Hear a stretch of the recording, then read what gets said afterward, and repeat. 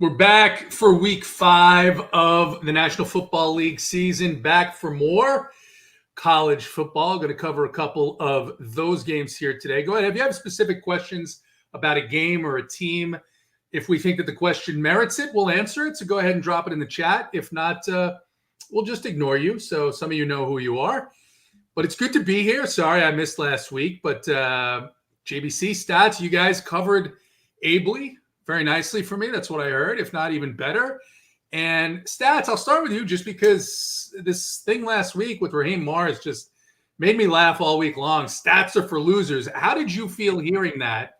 Stats are for losers. And then obviously he kind of got back to the game plan last night. A thrilling Thursday night game, which we normally don't see. We usually would rather be maybe immolating ourselves or doing anything else on a Thursday night than watching that game. But a fantastic game last night, win in overtime by the Falcons. And they finally get Kyle Pitts the ball. But really, it was Darnell Mooney, Jake London with a big game, Ray McLeod. But how are you doing this week? Yeah, I'm doing well. Maybe he showed up at one of these live finals and saw some of the guys who do this for a living, the DFS stuff. Because, it's always a little it's interesting. It's an interesting crew that we get for a lot of these live finals. Let's put it that way. But I would not categorize them as losers. But some pretty bright people. But yeah, listen. In kind of a serious note, I hear it. I know JT. I know you've got a lot of contacts in baseball.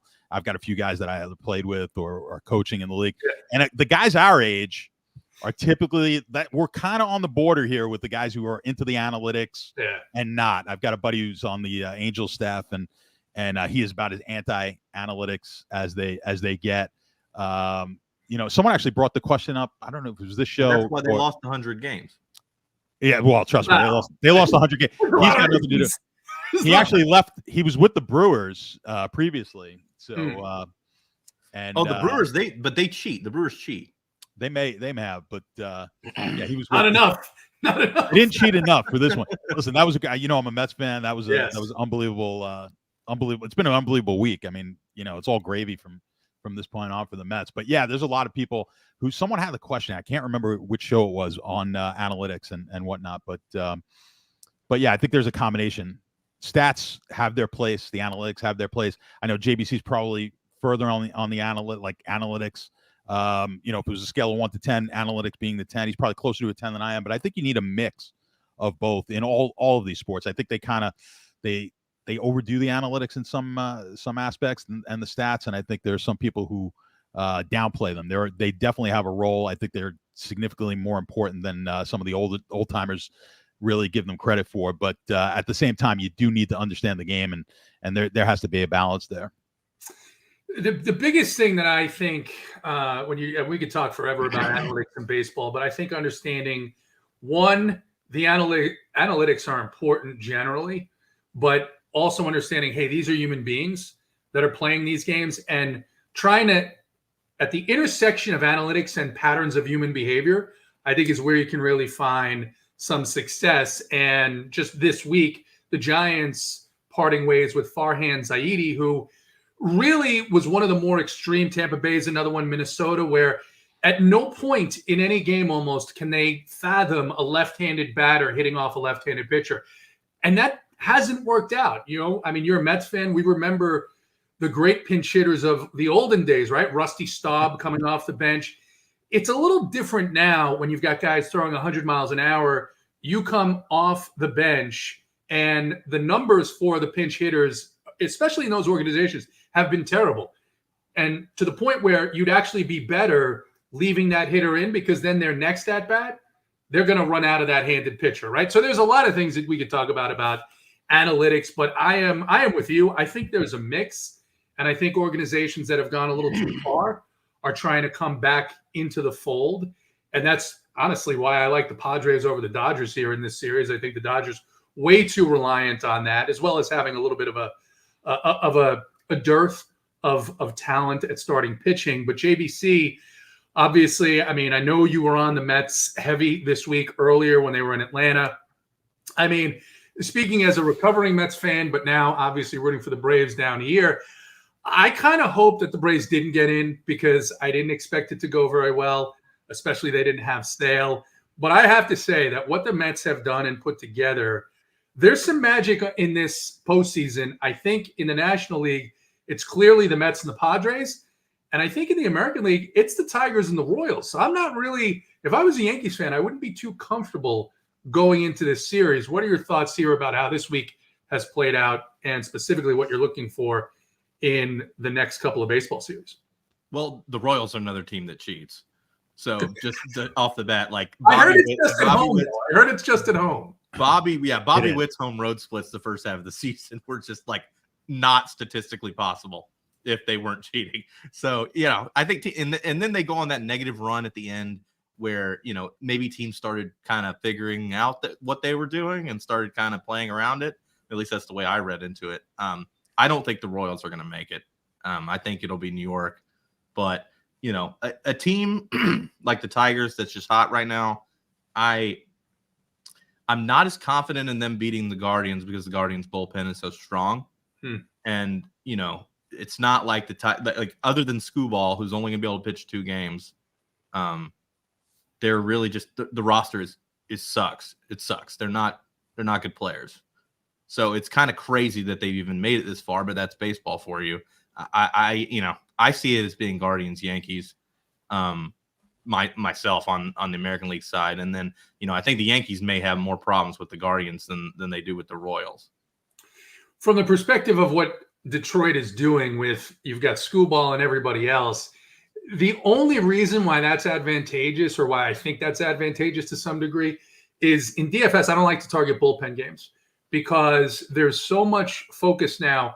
We just talked about it, on analytics, on preparation. We know which pitchers, we know who's coming out. Now you go into a situation, the Tigers have done this all year. I remember a couple of slates where people wanted to play Kenta Maeda. He was supposed to come in. He didn't end up pitching until 3 games later. I do think in today's day and age, for whatever reason, there is some advantage to the other team not knowing who the hell is pitching. Yeah. And I think that has benefited them. It benefited them against the Astros. The Royals, what's interesting is they lost Vinny Pasquantino, who's been a really big part of their offense. They get him back. They're still not scoring a lot of runs, but it's going to be interesting to see what happens in these next 2 series. And, of course, I will say, just as a baseball fan, I'm excited. I'm much more excited for the National League Series. Dodgers, Padres. I have more faith in the Dodgers than you do. I've got a bias against Dave Roberts. I think he consistently, and I think it's not just Dave, to be fair. It's the way the organization views the game. And I have seen in the past several years, when it gets to crunch time, they consistently make the wrong decision. Yeah. But those 2 series, I mean, there's 2 big rivalries. It's going to be the way it's set up is amazing. Yeah. DFS or not, right? And this is to the point where I can be unbiased and say the Braves did not have it. And I think you're going to get better series. Mets Phillies is going to be electric just because of that decades long rivalry, right? I've swatted Dan twice already. So, but Dan, I can help you. I know everybody in Homeland Security throughout the. Yeah, you forget JT was. That's true. Yeah, so happy to help out. Maybe, I mean, there's a fee, no doubt, but and then the Dodgers and the Padres, because the Dodgers and the Padres, maybe more so than the Mets and the Phillies, these teams kind of hate each other. Like you've seen these games in the playoffs where all of a sudden they just evolve into this track meet. But I think we're going to see the same thing out of the Mets and the Phillies too. I think the Phillies pitching, the starting rotation, very good. I think the bullpen's a little bit overrated, JBC. I agree. I don't think the Phillies are some unbeatable, monolith the way that, like, they're nowhere near as good as the Dodgers. And the Mets, especially now that Senga's coming back, he's pitching game 1. Like, people are thinking that they would send him out there all willy-nilly. They clearly had a plan for this, and if they made it to this round, that he was going to be okay. Like, if he throws 5 or 6 innings, like, he's the best pitcher in the series other than Wheeler. So, the Mets have a decent shot. I don't know that they're necessarily going to win because Philly having been to a playoffs game, a World Series game in Philadelphia, it's insane. And like, you feel like you're going to die if you're not like on their side. And so it's unlike anything I've ever experienced at a baseball game. And the ticket prices are crazy. Like, I don't know. Phillies have a crazy home field advantage. Senga gives them a chance potentially to get a game in Philly. You're going to see the same atmosphere in New York. These Mets fans are hungry. I don't know how many fans they did have, but I saw the videos of the watch party at Citi Field when Alonso hit that home run. Listen, it's going to be great theater over the course of the next week. I think for me, I said this a couple of days ago, our guy Steve Boynton put out a sheet of the odds, and I said Padres plus 500 to come out of the NL was probably the best odds that you could get just because of what they've got going. And I think, the Dodgers have a good bullpen. I think the Padres are the best bullpen coming out of the National League, and now with everybody healthy. So we'll see what happens, and we'll have coverage of it all here at Run Pure Sports. We're going to have some great playoff slates. Of course, 4 games on Saturday, diminished contest just because of college football, which we're going to talk about here in a minute. But good time to be here at runpuresports.com. So let's talk about the college football games. We're going to go through 5 of these games, give you guys thoughts here on them. Again, drop any questions you have in the chat. We'll start out with Missouri at Texas A&M. A&M favored JBC by 2.5, 135 on the money line. And this is a 48 total. Another, it seems weird to say, Missouri, Texas A&M, SEC game, but it is an SEC game. And what are your thoughts here? Because Missouri, there was a lot of hope on both these teams coming into the season. I'm not sure it's going to go all that well for the rest of them in the remainder of the year, but what do you see for this one on Saturday?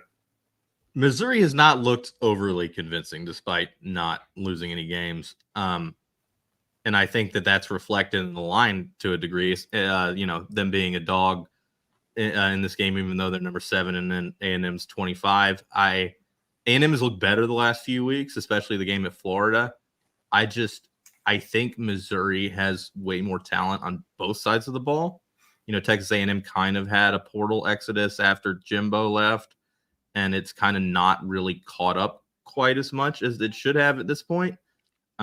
Typically in these games where you see a team that's lower ranked, significantly lower ranked or unranked, that's favored over another team, you could kind of just blind bet the team that's favored, but in this instance, I don't like it. I think Missouri wins this game. John, A&M favored by 2.5. JBC likes the dog here, the road dog in Missouri. What are your thoughts? Yeah, I mean, one thing about this game, this is the first time Missouri's been on the road. They played everything at home, so that's of note. I don't particularly like the game itself, but I do think the under is in play here. I like the under 48.5.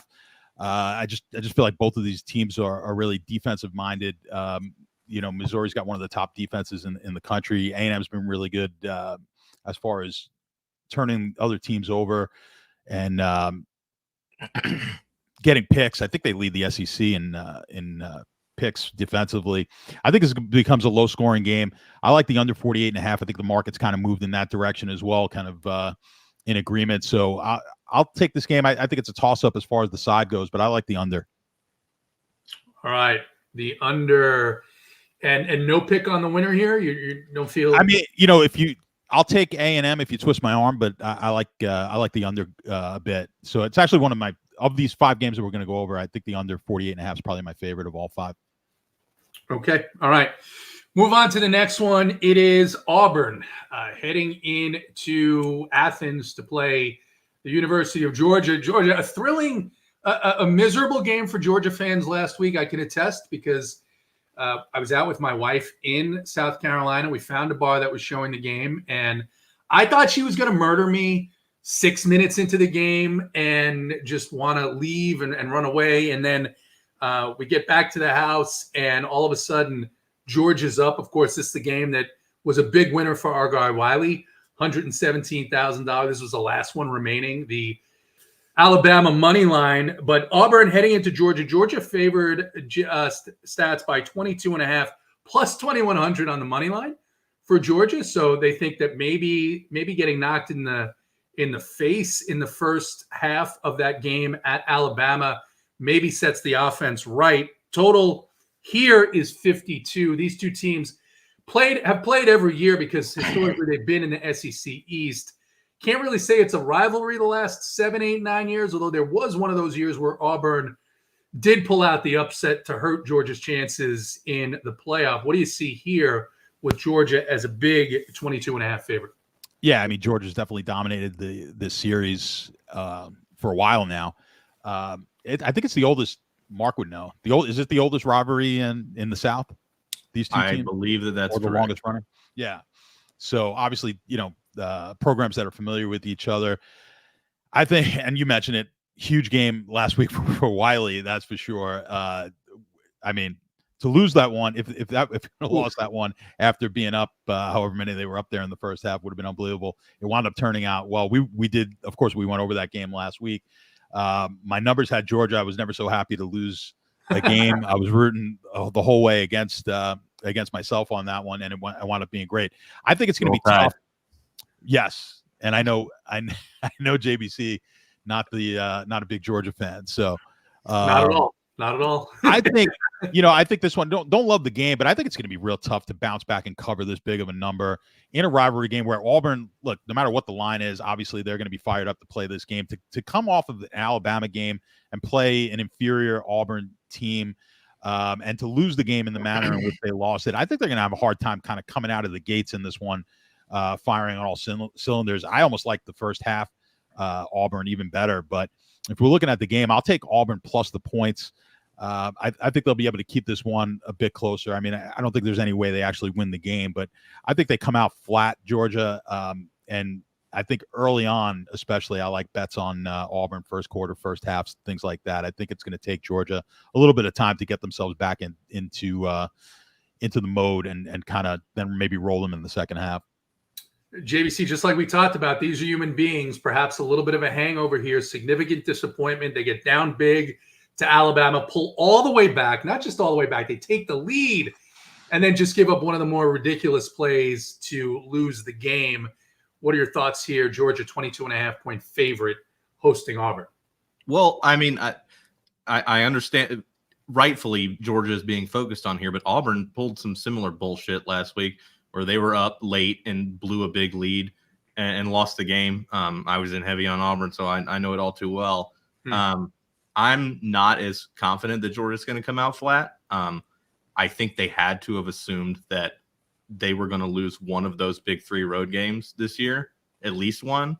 And so I with the playoff being 12 teams, I'm not sure it really hurts them as much as it did in the past, especially from a mental standpoint for the players. Sure. I lean toward the Georgia side, but what I like better is the over. I think that Georgia's offense is not going to – they're going to score every drive. So, and if Auburn can put up a little bit on the board, that over 52, I like that a lot. All right. So Georgia and the over is the way you're leaning here? All right. We'll move on to the next game. It is Ole Miss, 9-point favorite, 325 on the money line. They're heading into South Carolina, which we were talking about just a few minutes ago. 53 is the total here, JBC. We talked about South Carolina a couple of weeks ago. Didn't work out that game, but what are your thoughts here? Can they pull the upset against Ole Miss? Ole Miss coming off that bad home loss to Kentucky, I kind of struggle. Like, I bet on Kentucky, but I kind of struggle to see how Ole Miss blew that game. Kentucky's having to go for it 4th and 7 on their own 20 late in the game. I guess it was a few really, really fortuitous plays for Kentucky to get them to that point. So I tend to not really knock Ole Miss too hard for that loss. Only laying 9 on the road and the over, honestly. Like, I don't think South Carolina is going to be able to stop their offense. They couldn't stop LSU. I think Ole Miss puts up a lot of points. I like minus the 9 and the over 53. All right. Stats, thoughts here. You agree or disagree with that assessment that Ole Miss is going to take this game pretty easily? I'm going to agree on all points there. I like Ole Miss to cover more so than the total, but I do like this total to go over as well. So I would take that one. Ole Miss minus the 8.5. I think yeah, as JBC said, tough loss last week. I mean, you lose that game at home. I believe this is the first game as well. A lot of these teams are going on the road for the first time, which is, kind of late in the year. A lot of them have four games under the belt, but they're hitting the road for the first time. I don't think it's such a bad thing in this spot. I think, look, Ole Miss is going to have to win this game if they want any hopes of keeping keeping their playoff hopes alive. And they certainly can't get there if they lose this one. So I think they come out inspired. I agree. I don't think South Carolina is going to be able to stop this offense. One thing that they can do is score. I mean, I think it was just a fluky game last week, only putting 17 points up on the board. I like Ole Miss cover this game, high scoring. Typically, we like the favorite in these high scoring games. I like Ole Miss to cover, and I'll take the over as well. All right, we'll stick with you. Iowa heading into Ohio State. Ohio State, another big favorite here.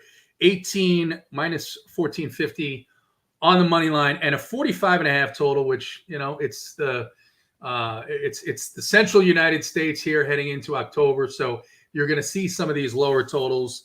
What are your thoughts here, Iowa at Ohio State? Do you see any chance for Iowa to get the win here? I mean, to get the win, I think is a stretch. They just don't score enough points. You're always going to get low totals in these Iowa games.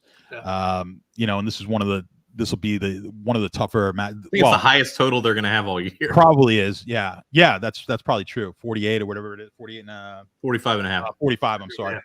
And it probably is the highest total. They're typically sometimes under 40 points, and that's obviously because of the opponent that they're playing. So now you're looking at a game that's almost 50% of the total is the line. So we've talked about these before. These are strong. Like, if you like the under, you probably like the dog. I do like the dog here, plus the points. I think they will be able to keep this game tight. I think there's a lot of points to give up to a team as strong as they are on defense. I just don't see them giving up enough points for them not to stay within the 18.5. I think it's going to take, which is potentially possible, that they only score in the single digits. They've certainly done that before. But I think if they can get this, if they can put 2 touchdowns up on the board, I think they'll keep it within the 18.5. I like Iowa plus the points and the under. JBC, looks like you agree. 100%. The way Iowa plays and how good their defense is, how good their special teams are generally, they don't tend to lose games by like tons and tons and tons of points. They can depress the scoring, they can milk the clock, they can do all of those things. You literally could get a situation where they cover and lose 14-0. Like I just don't see how you could possibly lay 18 against Iowa. I'm definitely taking Iowa all day here. All right, we'll get to the last game here. Michigan heading on the road. They're heading to Washington. Washington favored in this game by 1.5, 122 on the money line, 41.5 total. Thought it very exciting. Don't know if I'm going to be rearranging my schedule to watch this game on Saturday, JBC. What are your thoughts here? A couple of weeks ago, you guys were, I think, aligned on USC over Michigan. No, we had Michigan. We were aligned on Michigan, excuse me. What are your thoughts here as they head on the road to Washington? Well, it's a rematch of the national championship game, which is the biggest appeal here. It's another one of those situations similar to the Texas A&M game where you have an unranked team that's favored over a ranked team. Washington last week, I want to say off the top of my head that they held their opponent under 300 yards and had over 500 yards, didn't turn the ball over, and still lost, which that is impressive. Like, I'm still not sure how they did it. I think they turned it over on downs 2 or 3 times and missed a bunch of field goals, and they ended up missing a field goal at the end that would have won the game for them. So they're a little better than they've seemed so far. So I understand why they're favored, but at the same time, Michigan, I don't see how Washington's gonna be able to stop them running the ball. I just think Michigan's running game is going to be way too strong for them, and it'll be similar to the national title game, honestly, where they're just going to steamroll them down in the trenches, and I think Michigan wins. All right, stats: Michigan heading into Washington. Washington favored here. They're at home, 1.5, 41.5. Thoughts on this game? Yeah, it's probably my least favorite of all the games. I'm going to take Washington minus the points. just think the defense is too good. What JBC said is correct. I mean, when you look at last week's game, they just totally outplayed Rutgers from a yardage standpoint, really across the board. Where they lost the game, they were 2 for 12 on third downs and 2 for 4 on fourth down conversions. So 0 for 3 on field goals. And 0 for 3 on field goals, right? So, I mean, it was a bit of a fluky game.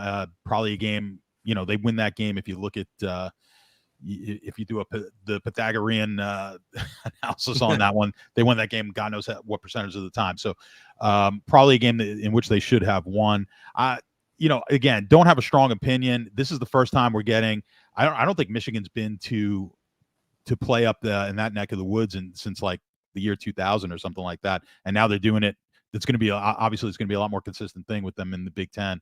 These wacky travel schedules. So this will be the first time they head there. Certainly for a Big Ten game. That place is going to be crazy. Obviously, they're looking for revenge from last season in that championship game. I think they'll keep the game close. I think it's low scoring. And, no strong feel, but I'll take Washington minus the points. All right. A little bit of a disagreement there, which is good. We like to have that. That invites some discussion, but not on that game. We're not going to talk about that game. We'll move on here to the NFL and see where we could find some fireworks in this big slate. Go ahead. Once again, you have questions, drop them in. Snyder is in here. Dan is in here. Marty Yeezy is in here. Reese, someone named Jay Main is also in here. So, but we'll get into this. We'll begin with the game that is in London. The Jets, the Jets, taking on the Vikings. Vikings technically the home team, apparently. Favored by 2.5, 40.5 total. JBC 142 on the money line for the Vikings. Aaron Rodgers was on the injury report earlier this week. He's now off the injury report. I expect that is probably going to be a weekly occurrence here, just because, much like LeBron James, Aaron Rodgers likes to have people talking about him, a little bit of wonder about when they're both 40. What's going on? Well, there's that too. But I just come on, every day for the past 3 seasons, LeBron has been on the injury report and played. Well, Brady was on the injury report too. Brady was on the injury report. Brady always was. I don't know why. I find Brady's being on the injury report less distasteful than Aaron Rodgers. But anyway. Well, the Patriots put everyone on the injury report every week. Team was on the Belichick, and that's the thing. It was like you could never like, it doesn't matter. Right. It doesn't matter. You have to wait until inactives come out on Sunday, and all right. That's who's playing. We'll get to the injury report, by the way. People thought last week was insane. This week, it seems like you can play a backup running back. I mean, you shouldn't, but a backup running back from each team is going to get meaningful snaps for many of these teams this week. We'll get to that as we go through these. But JBC will start in London. Games at 9:30 in the morning. Jets, Vikings, all the excitement for the Jets. Yeah, dwindling little by little, because they kind of suck, and Robert Saleh does too. What do you see here as they take on the Vikings across the pond? Well, I was very much not a believer in the Vikings last week. I had bet heavily on the Packers, and then they came out in the first half and just smacked them in the mouth. I do like the Vikings in this spot. I think they have a lot of momentum. They have the wind at their back, so to speak. And combine that with Rodgers' knee situation, and the Jets are kind of in flux. Are they going to trade for Davante Adams? Are they not? Like, imagine being Garrett Wilson and you're having to deal with all that shit. Like, can I just one thing? I want to interrupt you here on Davante Adams, just because the gymnastics that they're going through, like Tyreek Hill might be available. What the fuck are you doing? I don't know that they would trade Tyreek in division. But Davante, I mean, this to me is a typical New York Jets mess. Please talk about that. Well, I don't think, I like Davante Adams. I think he's very good. He also was even better when he had Aaron Rodgers as his quarterback. I understand the desire from the Jets' perspective to kind of do whatever Aaron wants, because they've kind of hitched their wagon to him. So if he's pushing for it and Davante's it seems like he might be trying to force his way to the Jets. I would do it if I was them, just because you kind of have to. But I'm not sure it's good for them right this second before he's on the team. So, Minnesota, I think, has a tangible advantage this week, not having to deal with that kind of shit, along with Rodgers' knee being fucked up. I like the Vikings laying the points.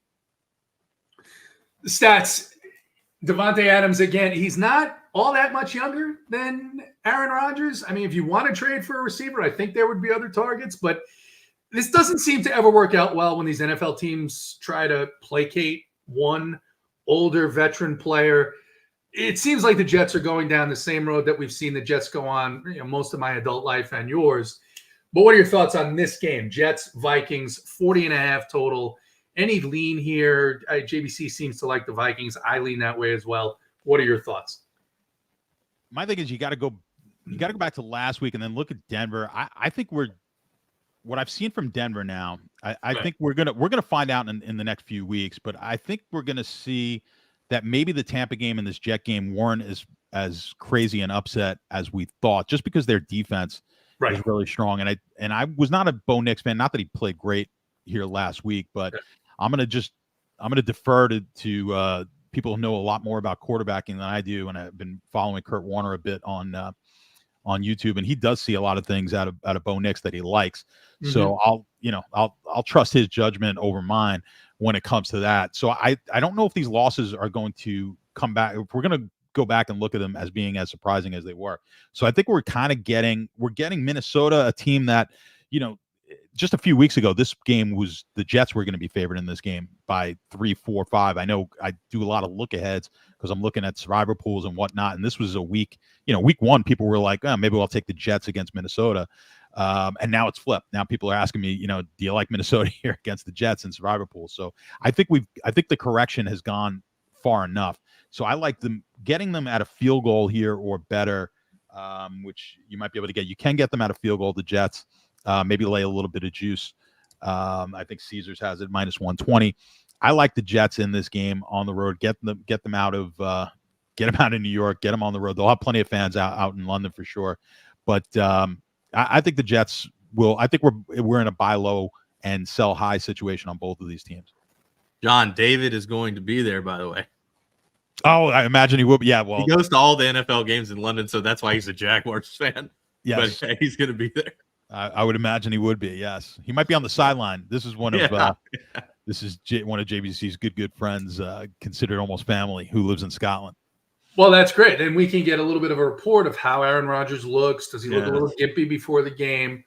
We'll see. We'll see how that goes. All right. So a little bit of disagreement there. A little bit of disagreement. JBC thinking the Vikings are going to take it. I think it's 2-1 because I think the Vikings too. But I generally will pick against the Jets no matter what's going on. So there's a little bit of listen. No one's lost their house betting against the Jets over the last over the years of my lifetime. So. All right. Now we get into the main slate, and this game's going to have some eyes on it for a DFS for a couple of reasons. Of course, Jaden Daniels' is amazing start so far this season. Dan Quinn's a coach I like. I thought that he was going to I thought it was a good move for the Commanders to hire him. Did not expect that they would play like this immediately. Thought it would take some time, but they still have the defensive issues. I think last week a little bit of an outlier stats just because of Kingsbury going back to Arizona, the familiarity with Kyler Murray and what that offense is trying to do. The Browns head into Washington. Commanders favored by 3.5, 43.5 total. 166 on the money line for the Commanders. It's tough, as I guess average as Deshaun Watson has looked. He's looked average. Of course, Amari Cooper, a terrible play in that game last week in Vegas, just like a piece of rubber with the ball bouncing off of him, surrounded by Vegas defenders. But do you think the market's a little too high here on Washington? Or are you concerned, and I think rightfully concerned, about this Cleveland defense and really not enough playmakers on offense? What are your thoughts here, the Browns heading into Washington? I think you're right. I'm concerned, and I think the market may be a little overvaluing Washington. So, look, what I've seen at Jaden Daniels has been extremely impressive. I think to me when I watch him play, it just looks like I just see maturity. He does not look like a rookie quarterback. He doesn't handle himself like a rookie quarterback. It looks like he's in control out there. He doesn't look like because he was in college for 10 years. Well, that's true, but he doesn't look lost. It's tough. Not that I've done it, but it's got to be tough to be the quarterback. When you've got grown men, and you come in as a rookie. Yeah. You're you're in charge. Like the quarterback's the guy, and you get a bunch of 30-year-old linemen looking at you like, okay, it's got to be an intimidating thing to be. So it takes a certain type of personality to be able to go into that situation and command that leadership position. The Commanders, there you go. But so he's looked fantastic. I think he's got the second best quarterback rating in the league. His efficiency numbers are off the charts. I couldn't be more impressed. And we've talked about, I think we talked about it last week, how I think this is what we're seeing is a turn in the NFL, and a cyclical league as it is. We're seeing the pocket passer really go to the forefront. Sam Darnold having a tremendous year. Geno Smith's been pretty good.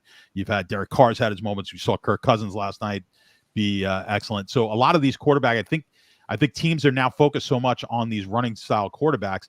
And I know Jaden Daniels obviously has the ability to run, but he's really first and foremost a pocket passing quarterback, and then his ability to run just adds to that. I think Lamar is the same way. Lamar came into the league more of a running style quarterback, but he's developed into a really solid pocket passer, which just makes him really difficult to beat. And I think you're seeing that at an early age here with Jaden Daniels. So I love that combination that he's got. I just think in this game, this is going to be the best defense that he's had to face so far this year. And they have not played, I don't think, up to their expectations, partially because the offense is not supporting them. When you play, when you have a great defense with a weak offense, it makes the defense look worse. I think you saw that with the Jets last year. When you're constantly 3 and out, your defense can only do so much. Against this Washington Commanders defense that is just, as good as the offense has played, their defense is pretty weak. We thought they'd do, Kyle Murray would be a lot better last week, and they weren't. If Cleveland is going to wake up any week here, Deshaun Watson's going to have not even a big week, a good week. This would be the week. I think they'll put points up against Washington. I think this is another one of those situations where we could buy low and sell high on a team. I think I don't know how much better Daniels can play in a game. I think the Browns are a serious consideration here to win this game on the money line. JBC, to Stats' point here, Jaden Daniels' first game at Tampa Bay, then he faced the Giants, Cincinnati, Arizona. Now he gets Cleveland. It is at home. What are your thoughts here, Browns at the Commanders? I'm with John on this one. I think that the market has gone too far toward Jaden Daniels. Ultimately, he's only played a few games. They've been insanely good games, but the Browns, they're dominant on both sides of the ball on the lines, and I don't see the Commanders' defense stopping their run game, or even Watson should have a decent game. The Commanders probably have the worst defense in the league, other than maybe the Bucs. So I don't see how they should logically be laying more than a field goal in this game. Cleveland's pass rush should be able to get to Daniels pretty easily. It's just I feel like the wrong team is favored here. So I like the Browns. All right. That's kind of, I think, what everybody thinks, at least here on the panel. If you disagree, go ahead, drop it in the chat. If you got questions, drop it in the chat. We'll get to them as we can. Move on to the next game, JVC. This one is an interesting game for me. It's one that I am somewhat interested in watching. First game of the intra-divisional series between the Ravens and the Bengals. Ravens road favorites here, 2.5, a 49 total, 135 on the money line for the Ravens. Of course, we saw Derrick Henry run all over Dallas, as really everybody has done so far this season. And it's really either one of him or Jackson, right? It seems like they're not going to be correlated in terms of stealing games. But this Cincinnati team, we were just talking about Jaden Daniels and how he dismantled their defense. They've been giving up a lot of points as well. The difficulty with Baltimore, of course, is where is that going to come from? And Baltimore surprisingly giving up more points than you'd expect as well so far this season. So what are your thoughts here? Baltimore favored in Cincinnati. Well, I think a lot of the reason that Baltimore has given up more points than you would think is because their strength of schedule has been so difficult so far. But I just don't see how Cincinnati can stop them like at all. Baltimore's going to score. It's another situation where I think Baltimore's going to score every time they have the ball or close to it. Cincinnati's pretty beat up. I like Baltimore laying the points. I like the over. I think Baltimore's going to put up over 30. Stats. JBC says Baltimore is going to put up over 30. What are your thoughts about Cincinnati's possibility, the potential for them to keep it close or pull out an upset? Yeah, I mean, I couldn't agree more. I just can't see how they slow down, they being Cincinnati, how they slow down this Baltimore offense. They just haven't proved that they could slow down offenses that aren't as good as this. So, but for that reason, I like the over more. So I could get behind the Baltimore pick, but I like the over more. The Baltimore pick almost scares me. It looks too good to be true. When you look at these two, I think Baltimore is still the best team in the AFC, despite the record. I think by the end of the season, I think that's going to play out. So I do like this. If I like Baltimore coming into the season, and I did, as being one of the best teams, if not the best team in either football, certainly the AFC, and I thought Cincinnati was an extremely overvalued team, and they've proven that so far early this year. I've got to like Baltimore in the game, but I think just both defenses here. The Cincinnati defense has been atrocious. The Baltimore defense, as you said, has given up more points than we anticipated, and a lot of those points have come in garbage time. So they've actually proven not to be garbage time when they kind of had Vegas beat, give up a lot of late points. They almost let Dallas get back and win that game. So I could see a similar situation here. They get up and then they just can't hold it in the fourth quarter, and that's just going to lead to an over. So I think the over is the stronger side here. I mean, my head tells me Baltimore is the better play, but I think the over is the way to go. It's definitely one of those games where on first glance you look at it, you say, man, I don't see any way that Cincinnati keeps up with this team. And like you said, of course, Dak Prescott, massive game last week, mostly due to basically having to play catch up in the third and fourth quarter. This is the same position that Joe Burrow finds himself in as a road dog with a high total. So we'll see how that plays out. Stats will stay with you. Buffalo, the Bills head into Houston to take on the Texans. Texans favored by only one, a 47 total here, very close on the money line as well. Of course, I guess for DFS, for narrative people, they're going to be talking about it. Stephon Diggs back against the Bills. Yeah, let's be honest. Diggs kind of quit on this team midway through last season. Really didn't show up, wasn't a factor for the Bills offense all throughout the second half of last year. So as JBC would say, revenge for what? Getting paid a lot of money to play football. But what are your thoughts here with Buffalo heading into Houston? The market thinks this is going to be a very closely contested out. Yeah, I mean, I understand the line. You've got no Shakir this week as well. I think there's a couple of quarterbacks in the league. We've talked about this before, that I think their wide receiver core does not mean as much as it does for some other teams. We talked about how Hurts really needs guys like AJ Brown to make him better. I think between Mahomes, who has obviously proven that with Super Bowl wins with a very, very weak wide receiver core, I think Allen is in that boat as well. I think Allen's the guy who lifts his receivers up more so than needing the receivers to lift him. So I'm not as concerned with Shakir not being in this game. Obviously, you've got a ton of wide receiver talent on the other side of the ball. You saw them as far as DFS go off last week. I just think we've got the better team again here. I think the Bills are the better team. We went into the season thinking Houston may be one of the more overrated teams. I was high on the Bills coming into the year. I think we catch them off of a big loss last week. I like those spots when they make sense, and I think it makes sense here. The Bills bounce back. I think they're the superior team. Listen, Jacksonville, with as bad as they've been playing, really had their opportunity to win that game last week against Houston, and probably should have. I was on Jacksonville as a play, kind of got lucky that wasn't a safety at the end of the game. But I like Buffalo to go in. I just think superior team. I think we're getting a break on the line. It's pretty much a pick 'em. I'll take Buffalo to win this one. JBC, who needs receivers when you have James Cook? We've seen him be able to dominate both receiving the ball and rushing the football. It's a really decent spot here against Houston, especially when you can consider that he's going to get some more opportunity because of the injuries to the wide receiver core. What are your thoughts here on the Buffalo Bills heading into Houston? Well, I was down on Houston as well before the season, as John alluded to about himself, and high on Buffalo. But in this specific instance, I think that the market has not, like, we only have a few data points on each team, and Buffalo got fucking killed last week. They couldn't muster anything even after they got way down, and it kind of bothers me about them. And I think Houston's coming off a performance where, you think about teams that end up being Super Bowl winners, Super Bowl contenders, they gut out those games that they should lose. And Houston gutted out a game they should have lost last week. And, so I have a little more faith in them than I did before.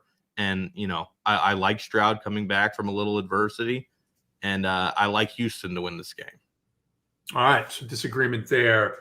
JBC liking Houston in this game. Next one, Panthers head into Chicago to take on the Bears. Bears favored by 4. This is JBC's team. The Panthers now with the Red Rifle, the Red Rocket, whatever you want to call him. Andy Dalton has turned this team back into something that you can actually watch, if not fully believe in, but you can believe that at least they're going to run an offense that resembles an NFL offense, has given life to Deontay Johnson, given life to Chuba Hubbard. Now they go into Chicago, 41 total, 192 Bears favored on the line. JBC, I haven't looked at the weather in Chicago, but 41, probably more of an indictment on the Bears offense than anything else. What are your thoughts about this game?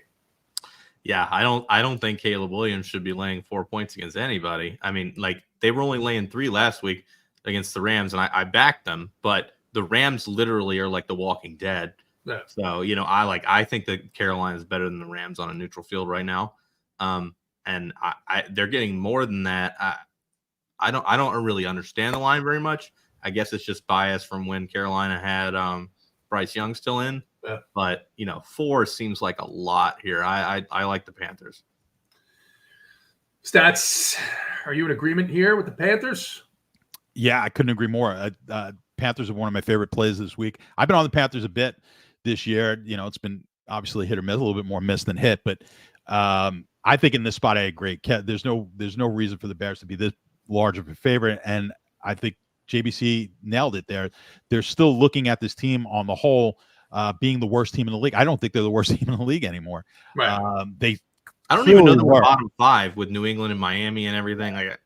The quarterback is such an important piece, and we don't look at Andy Dalton and say, they've suddenly got the reincarnation here of Peyton Manning coming out and playing or anything like that. It's it's a journeyman. A guy who was a prominent at one point briefly in this league, but pretty much a journeyman type of quarterback at this point, older quarterback. But we're seeing it with Flacco. You're seeing it with you're seeing it now with Dalton. You're seeing these guys who were basically mediocre type of quarterbacks who are having success in this NFL this year. It goes back to my point. Mid-white quarterbacks. These pocket quarterbacks. Yeah.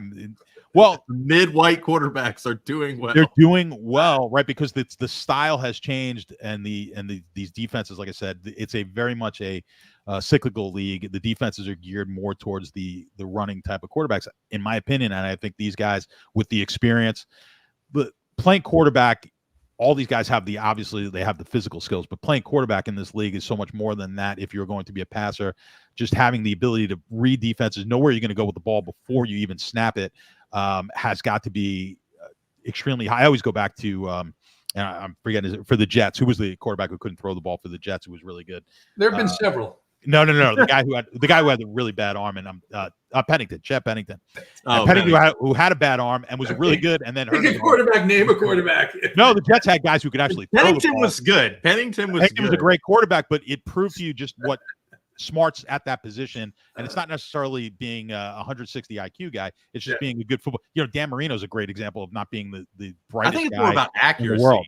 It's about knowing where to throw accuracy and knowing where to throw the ball ahead of time. Right. And yes, and you need to be accurate. So you can have not the best tools, but be a really good at understanding defenses and concepts and going through your progressions. But to that point, I think that's lacking in the NFL right now on a lot of these teams. So you're seeing when you get these guys with a ton of experience coming in and being successful, I think that's what you got here with Carolina, in contrast to a quarterback who I still think is struggling right now to pick up the pro game. I think obviously all the tools in the world. I would agree. I don't think the Bears deserve to be this big of a favorite against anybody right now. I think we're stealing, taking the points over a field goal here. Looks too good to be true. I don't think the Bears cover this one 2 weeks in a row. More faith in the Red Rocket. We are excited for Week 5. We'll move on. And you mentioned him, Stats. The great Joe Flacco. It seems this guy picks the right time every year, the right team every year. He's like, hey, which team is going to have a guy that's just going to completely go down? And here he is again. He's now thrust back into the spotlight. Joe Flacco with the Colts. They are going over to Jacksonville. They are 3-point dogs. The Jaguars, 3-point favorites here. A 46 total is not too bad. 155 for the Jags on the money line. And with what we saw Nico Collins and Stephon Diggs do last week, it's got to get you interested, although it is concerning because every time Michael Pittman Jr. is popular, he usually turns to dust. But Flacco to Pittman here, 5,500 in DFS for Flacco. I'm in on this. What are your thoughts here, Colts and Jaguars? Yeah, I mean, it's over the average right now what we're scoring in the league as far as the total goes. So, and I know I'm hearing a lot of people really love this game, which always scares me as far as from a DFS perspective. I don't like the game from the betting side, to be honest with you. Let me ask JBC is very good at this. Flacco and Richardson, what's the point? What are the points? What are we giving? Or I'm not even going to say it. What do you think the line is? Richardson as opposed to just not this game, but what are we giving? What are we adding for Flacco or subtracting? I think you subtract 1 or 2. So you're saying Flacco's basically 1 or 2 better here? No, worse. Than Richardson. So he's 1 or 2 worse on the line. Yeah, I don't disagree. I think 1 really. I was curious if you were going to go the other way, but I think at most 1 point. I don't even know if it's close to a pick'em. If I was going to say it might be close to a pick'em here. And I don't know if everyone really is looking at it in that aspect. So it'd be curious if Richardson does play, if we see this line move. I don't really think it does. He's not. Flacco took all the snaps with the ones today. Yeah, I'm pretty sure it's going to be Flacco, but I was just curious, like if that happened, where this line would go. But again, I don't think we're going to see that. And I liked Richardson coming into the year. We had a very limited sample size on him, and he's shown thus far that he just doesn't have the ability to be accurate with the ball. And if he's going to run the ball like a running back and put his shoulder down and run into people, which he has done, you're going to have the shelf life of a running back as well. And he's kind of proven that it's hard to play that position. You could play running back nicked up, hard to play quarterback when you're banged up, shoulder injuries and things of that sort. So, concerning there for Richardson and Colt fans. But this is probably one of my least favorite guys. I think the numbers right here. I don't really like a side. You're going to force me to take a side. Let's go with Jacksonville on this one. But I don't really like this game at all. It's kind of leaning. I think the line has moved. The total. I'm going off of memory right now, but the total's come down. Has it not? So that's another gone down and toward Jacksonville. Yeah, that's another DFS indication, like possibly, But that's just Richardson not being in there. That's what that is. Right. But a lot of people like this for DFS purposes. They're looking at it, and I'm like, I don't know if this is as good a DFS game as people think it might be. If you look at it from the perspective of points allowed, right, and fantasy points allowed, I just talked about what Houston did to the Jaguars. That's what other teams have been doing to them. Of course, the Colts games have yielded a lot of fantasy points. That was with Richardson, but JBC, we've talked about just a few minutes ago, pocket passers. Now you get another one of those guys who's going to sit in the pocket to the extent they can protect him. These guys, other wide receivers have shown pretty easy to get open here against this backfield for Jacksonville. But what are your thoughts here on this game? Let's talk about it as if, because I think this is the way it's leaning, it's Flacco and not Richardson. I think the Colts are really going to struggle with the Jaguars pass rush. Last week, Houston did not exactly play an immaculate game on offense. They scored right at the end to get it to 24, but and that's a much, much, much better offense than Indianapolis with Flacco. So, I think that we've hit the bottom on Jacksonville. in terms of value. I think they win this game, and I think they win this game by a lot. I think we're going to get like a 35-10 type deal. Jacksonville, I think, blows them out. End of story. Jacksonville blows them out. I really like it. I really like Jacksonville. All right. Jacksonville it is. We'll move on. I almost feel bad wasting time on this game, but we said we were going to talk about every single game. It's the Dolphins. They head into New England. JBC, seems like you're excited about this, and I'm excited to hear why. Dolphins favored by a point. Favored by a point on the road in New England, which is interesting in and of itself. The 36 total is, for DFS, definitely not interesting, but maybe you see something here that we are not looking at. And, of course, 112, very close on the money line, 112 for the Dolphins. Seems like you have identified some type of an edge in this matchup, and I'm excited to hear what it is. So, Huntley has another week in the job and has actually played a game with his teammates. And, his fantasy stats were not terrible last week. The team didn't do too well. But I don't think that New England's going to really be able to score that much on the Dolphins defense. And with him, Huntley, it's you have a floor there as far as they're going to get 10, 15 points. The Dolphins will, just strictly off of him making improv type plays. And I don't think that New England's going to be able to match that. I think the game is going to be a total rock fight and go under, but I think that the Dolphins have a higher floor. And so I like them to win a game that's 14-10 Miami. That's kind of my view of the situation. 14-10 Miami, says JBC Stats. Of course, here's another situation just touching on DFS a little bit where you've got Ramondre Stevenson has fumbled in every single game. Now they're talking about maybe it's Antonio Gibson. Seems generally like a situation to stay away from, except that opposing running backs have done really, really well against the Dolphins. So it'd be nice to know who was going to get the majority of those opportunities. But it's the same thing that we face every year with New England. They're just not going to be forthcoming about who's going to suit up. So what are your thoughts in this one, though, in terms of the market? Dolphins favored by 1.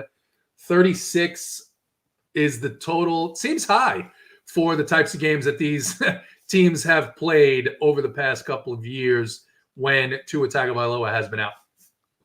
Yeah, you might be right, which is crazy. I mean, this is like a December snow wind game type of total.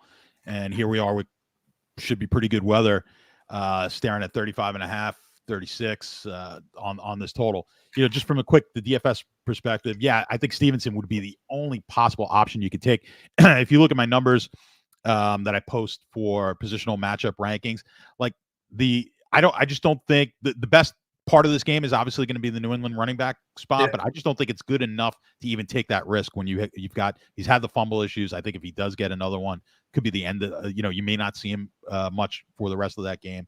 I think you're taking a bit of a risk in a situation where I don't know if the reward and the upside is worth it in a game where we're just not going to get enough scoring, I don't think, to justify it. So from that aspect, the one glimmer of hope you may have in fantasy, I'm not all that keen on. We'll probably get a ton of the defenses played, but that's about it. I am in agreement, though. I like Miami to win this game. I think more talent on that side of the ball. I've been kind of, Miami has disappointed me in the last couple of weeks. I agree. You're going to get Huntley one more game under his belt. There's just too many weapons when you compare them to this New England team. I just can't see New England scoring any points. I think they'll continue to kind of be creative. It just has not worked out in getting enough points on the board for Miami. But I think this week, even 14-10, I think they win the game by more than that. And I think 10 is like the upside here for New England. I just don't think New England gets this game to the teens. So I like Miami to win this game. One of my favorite games, actually, oddly, one of my favorite games this week is Miami. I'm going to be watching this motherfucker. Well, watch it all you want. You like it too. for entertainment value or just to make sure that? Oh, dude, I love the slop games. Let me ask you this last question, then we'll move on. We got about 5 or 6 games left. No one's going to be playing Waddle. No one's going to be playing Tyreek Hill. You mentioned JBC. You get another week of Hundley. He looked serviceable the last time we saw him in Baltimore. Any chance you're thinking about touching the Miami skill players? I mean, Hill will be in the pool. Like I can guarantee I will not have 0 Hill because he can do it all himself. Yep. He's not a single entry guy. Like you're not. I don't think I'm putting him in single 3 maxes. I think you would in that situation. I don't know if you would. Yeah, I would. But certainly in 150 mass entry, he's got to be part of it. I don't mind Hill at all. Of course, last week we were talking about on Monday's show about their game against the Titans, and I said, look, they have to be scheming every way possible to get the ball into Tyreek's hands. And the first drive, they did. And the first drive, you saw them come out. He was in the backfield. Maybe another week of practice. It could be if we're right about this, and I bet on this last week and it didn't go well. Same. But if we're right about this, you're going to get Tyreek Hill at 4% ownership. I mean, yeah, that seems high. I don't think he'll be that high.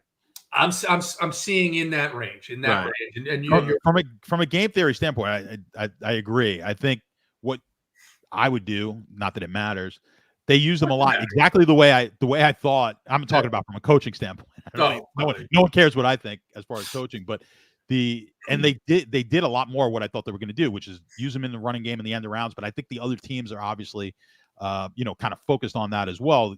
Let's put all of our attention on Hill. I think at this point now you've got to use them in the same fashion, but as a decoy, faking the end around, misdirection with Hill. And maybe we see that a bit this week. Right. And Waddle is down there at 5,700 if that's the case, the slot receiver. All right. We'll move on, get through these last couple of games. Again, any thoughts, questions, go ahead and fire them up in the chat. Stats, we will stick with you. You guys surprised me on that one. I was not expecting you to be as excited. As adamant about Miami. Every game is great, JT. What's that? Every game is great. As long as they put a line on it. Listen. All right. So Arizona heads into San Francisco. Stats, San Francisco favored by 7, 50 total here, 345 for the Niners on the money line. Look, I think the Niners win here, but I think these numbers slant a little bit more towards the Niners. This is a game where I think Arizona can put up some points. I think maybe they're being a little bit overlooked after a down performance against Washington. I think they come out here and they do better than this. What are your thoughts? I agree. I expect this to be one of the better games of the week, certainly from a scoring standpoint. I really like the over, and I really like the dog. So that's not typical on a fairly large spread. You could get this one at 7.5 at some books, and even I believe Caesar still had. Last I looked, Caesar's had this at -110, 7.5, which I love. I love getting the that extra half a point there, and just paying 10 cents on the juice. So, I like Arizona quite a bit. I agree with what you're saying. We kind of get them off a down game, in divisional matchup, high scoring. I like the parlay. I like taking Arizona here and the over. I think this one is. I think it's going to be a fun game. I think it's going to be high scoring, so I expect a good DFS game as well. JBC, seems like you maybe agree at least on some points here. San Francisco hosting Arizona. Yeah, I mean, I agree on the total. I think it's flying over. But when you get a ton of points like that, the variance tends to be high in the score line. And I think San Francisco is going to win. So I kind of lean that direction on the side. But either way, I think we're looking at a 35-31 type game. This is the game to target in fantasy. Lots of interesting pieces on the San Francisco side. Certainly interesting prices on DraftKings on the San Francisco side for this week. So we'll move on. Another game that this may be the lowest total of the week. So we'll see if you guys are frothing to play this one as well. It is the Raiders heading into Denver. Denver favored here by 3, 35.5 total. 155 on the money line for Denver, JBC. Maybe Denver. It looks like Denver. 2 really, really good performances. Kind of maybe a little bit more surprising that they were able to do what they did to Tampa Bay on the road than due to the Jets. But their defense looks for real. The offense is going to be a complete clown show the entire season. Very difficult to trust anyone for DFS purposes. But the results have been the results. 2 straight wins on the road. Now they get a Raiders team that has some internal turmoil. They're going to be missing Devontae Adams. We'll see if Crosby suits up. The coach a couple of weeks called out and said they were going to make business decisions as well. And it doesn't seem like that sat well with the locker room. What are your thoughts here on the Raiders heading into Denver? Yeah, I think the Raiders are clearly in a state of flux. I mean, with the situation with Adams and everything that's been going on, Denver's defense, I think, is the best unit of the 4, both teams' offense and defense. Mm-hmm. So, you're getting the best unit. You're laying less than a field goal at home. I think Denver wins. I like Denver -2.5. Stats, JBC's on Denver. Kind of tend to lean that way myself. What are your thoughts? Yeah, I have to agree. I mean, everything you said is correct there. I don't even think it's close as far as who's the best unit on the field. I mean, the Denver defense is clearly the best unit on the field, and the Denver defense right now, statistically, in my numbers, is the best defense in football. Don't know if that's going to pan out over the course of the season, but they're certainly going to be up there, and I don't think it's a fluke. I think this team is solid defensively against, like JBC said, against a team that's in influx. I can't see the Raiders really putting many points up on the board. I think the only thing you always worry about is can the Denver offense really put enough points up to win the game, and you've got to have confidence that they will. So especially when you're laying less than a field goal here. So if we're laying 2.5, I've got to take Denver. I think they hold the Raiders down. Again, just not a fun game to watch. It's going to be low scoring, of course. I love punts. Yeah, you love punts. Well, you're a kicker guy. You love kickers and punt. You like that. No, I hate kickers. I love punts. I know. I played the first fantasy league I ever played and had punters in it, like in the early 90s. Oh, It really did. Yeah, it was awful. That's the good stuff. It was awful. Bet the Todd Stauerbrown was like a big. I remember him being a big draft pick in that. So Reggie Roby, the great punters. Maybe we need to get back. Maybe we need to get back to that in fantasy leagues. Get punters again. But, would you prefer punters or defenses? Oh DFL? God, punters. Yeah, defenses. But I hate defense. I hate it all. I hate it all. It's an offense. Don't even know how you would score those guys.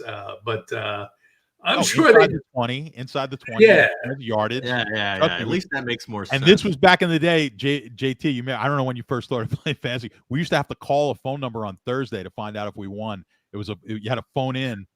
We used to mail this to a service and get a phone call. And like, oh yeah, I won it. It was too complicated to figure out on your own. It was like 1993. You are fucking old, dude. Yeah. Hold on, JT's a year older, man. Don't tell you, yeah. Yeah, I wasn't a DFS player in those days. No, not DFS, but I did play fantasy. Yeah, it was cool. There were the sheets, the green sheets, right? Yes. So they had the green sheets. That was something I did in high school because we were idiots. All right, so you're talking about the parlay sheets. Yes. Oh yeah, that's the good shit. And that was the worst because you had a 1-point spread on every game, so it'd be like you get +6 or -7. Yeah. So they really screwed you on those parlays. It was marketed towards children. I mean, it was marketed towards children, right? And I was playing them from like 8 or 9 years. Seriously, from like 8 or 9 years old with my dad. But that's what we bring you. And look at you now, still fucking doing it. That's what we bring you at Run Pure Sports. 40 years experience of looking at these. 40. You do have 40 years of gambling experience. I do. I was running pools. In high school. But JT, where did most illegal activities happen in Brooklyn? It was either the bowling alley was a popular place, or the Italian restaurant, obviously. No, the car service. Car services that was the place that either your bookie was at the car service, or you were getting illegal cable boxes at the car service, and then satellite dish the cards for the satellite. But remember, in Brooklyn, we could get into bars at 16. So yes. there was a lot of Listen, there are a lot of miracles in terms of surviving. So yes, here we are. All right. I was getting into bars before I had a license, the driver's license. Long before. Yeah. I have a story about a license, but it would go on. We would go on. We'll still save that. We'll save that for our Vegas trip, which we've been talking about. All right. Next game, we'll stick with your stats. Giants, the New York Football Giants, heading into Seattle. Seattle favored by 7, 42.5, 325 on the money line for Seattle. Of course, Kenneth Walker III coming off a huge game, but a little bit disappointing there in the end, I think, right? Right? Seattle lost that game in Detroit on Monday night. Your thoughts here, Giants, Seahawks? Yeah, I think this is another game that's going to be low scoring. We've got a touchdown favorite. Typically, unlike the Arizona game, I'm where I think, hold on, let me say it right. Unlike where I'm still taking the dog, but I think this game is going to be low scoring, and it makes sense to take the low scoring game and the dog. I like this to be low scoring. Give me the Giants plus the 7. From a DFS standpoint, I think what you're going to see is maybe this is more of a Walker game. I think it's going to be a running game. So I think Seattle runs the ball well on the Giants, manages the clock there, but I think the game stays kind of tight. And I like you can get 7. I think it's 6.5 in most places, but you can get some 7s out there. I like the 7 with the Giants, and for this one to be low scoring, I like the under. JBC, Seattle hosting the Giants, 7-point spread here, 42.5 total. I'm completely the other way. I think that it's going to be a bit of a shootout. I like Seattle laying the points. This is definitely the survivor pick this week, by the way. If you have a lot of people took still alive, Seattle has got to be the one. But I think Seattle wins this going away. Their defense looked like dog shit last week, and their offense looked great. And I think this total is a little bit too much toward trying to indict the Giants for not having Malik Neighbors in the lineup. And I think that they'll be able to score a decent amount because Seattle's defense has been so bad. But because, New England put up 20 on them, I like Seattle in the over. I think Seattle scores 30 to 35, and the Giants probably get into the high teens, low 20s. Singletary now doubtful as well. So for DFS, it's kind of a mess. You've got obviously Wan'Dale Robinson, maybe Slayton, and Tracy, I guess, is the backup there. I talked at the beginning here about all these backup running backs. I'm not particularly leaning that way, but just saying you're going to have to choose because especially the optos are going to give you some of these guys at 5K, 4,800, whatever it is. All right, we'll move on. A couple of games left here, just 3 games left. Next one, this is an interesting game to me anyway, at least one side of this game. Green Bay heading into LA, playing the Rams. The Packers favored by 3, 48.5 total. JBC, no Christian Watson, no Romeo Doubs. The Rams defense has been an absolute sieve. Seems like a good day to load up on the Packers. Tell me why you wouldn't do that. No, I agree with you. I like Green Bay. I like the over. I don't think the Rams are going to be able to stop them whatsoever. Jordan Love's going to have another massive game. Jaden Reed, big game. Probably Jacobs too. Stafford's always able to kind of put up some points, no matter what's going on around him. So I do like the over, but I like the Green Bay side more. So Green Bay laying the 3 minus $1.20. I really like that play.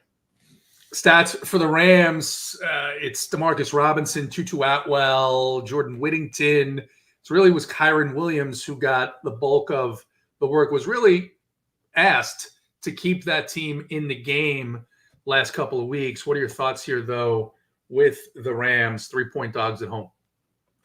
Yeah, I have to agree. I just can't see the Rams.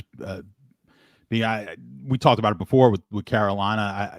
I agree with JBC here. I think the Rams are at this point now where they just may be one of the worst teams in the league. Green Bay, I just don't understand the line at 3. I understand they're on the road. I don't know how they're going to stop them. I think Love, I agree, is one of the best DFS plays of the week. I think, and then heavy stacking that game. I think stacking Love with multiple pass catchers is going to be the way to go. I think Kraft is good value. at the tight end position.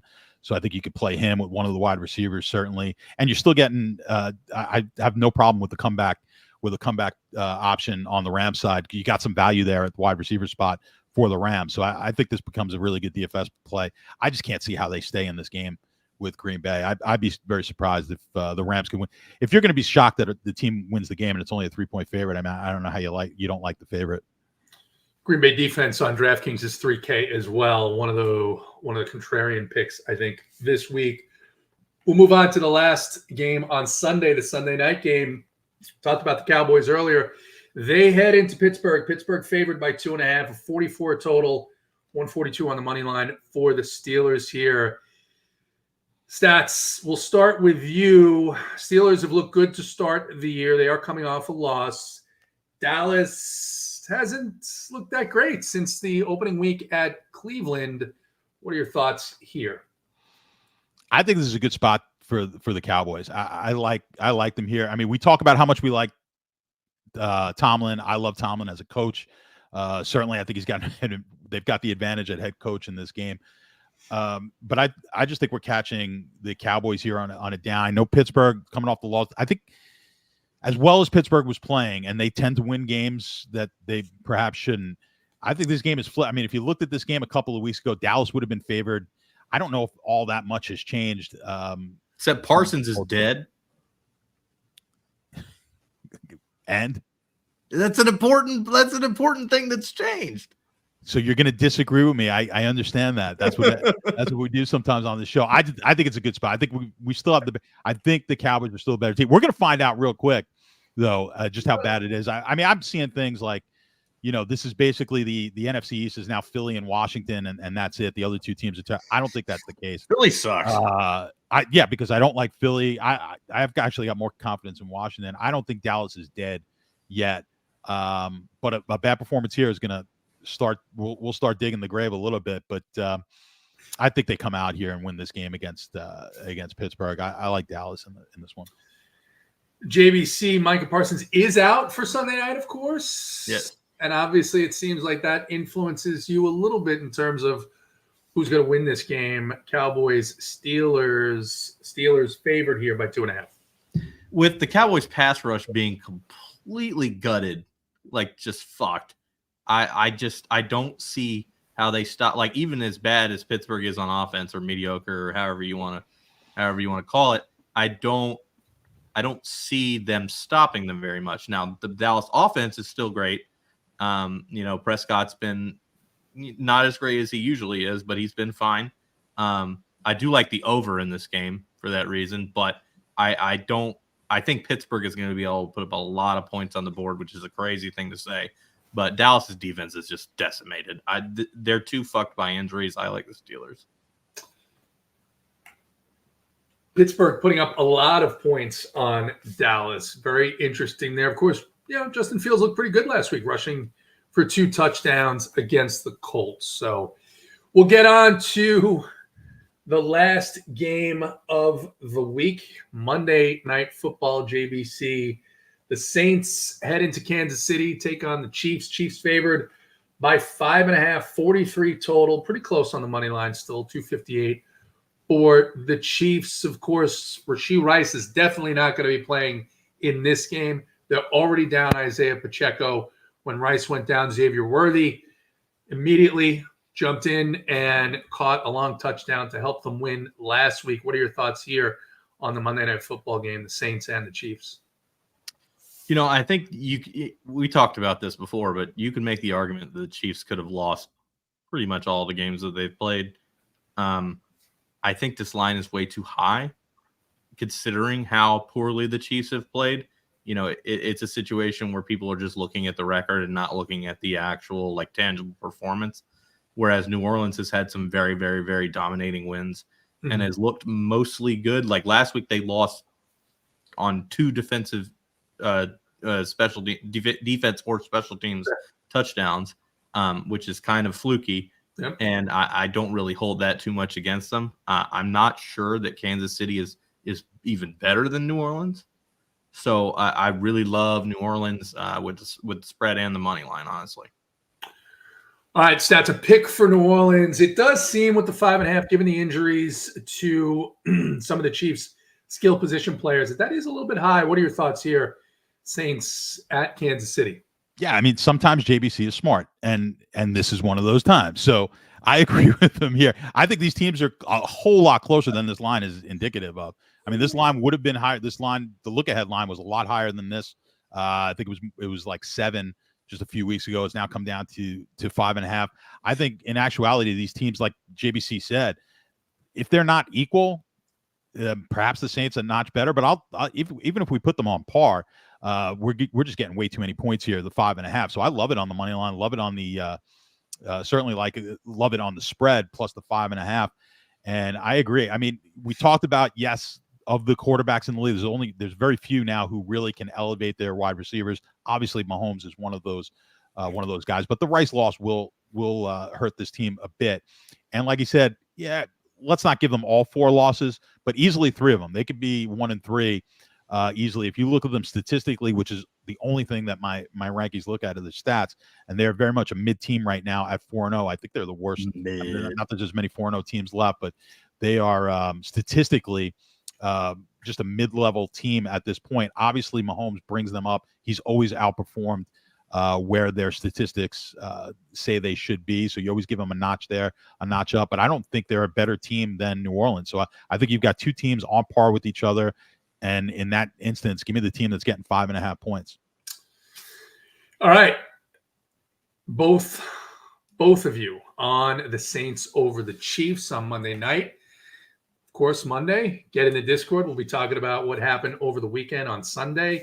But get in there before then. Tomorrow morning, we've got not only college football tomorrow, but the UFC with a big card tomorrow night beginning at 6:30. I've already been reading some of the guys' thoughts on that because it's Saturday and, maybe get a little bit of action on those fights. We'll be back here again next Friday going through a handful of college football games and every single game on the NFL slate for JBC. For stats, I'm JT Hayes. Good luck in your contest this weekend.